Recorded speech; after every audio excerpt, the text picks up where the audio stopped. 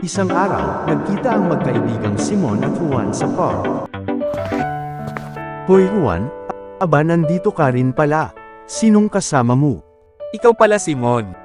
Wala, ako lang mag-isa. Ay ganoon ba? Siya nga pala, kamusta na pala ang jowa mo? Ano ka ba naman Simon? Alam mo namang matagal na akong single di ba? Ha, syempre Juan. Abay pinapaalala ko lang naman sa'yo. Na wala kang jowa, baka kasi, makalimutan mo. Ha. Ganoon pala yon. Salamat sa paalala. Ikaw Simon. Kamusta na yung utak mo?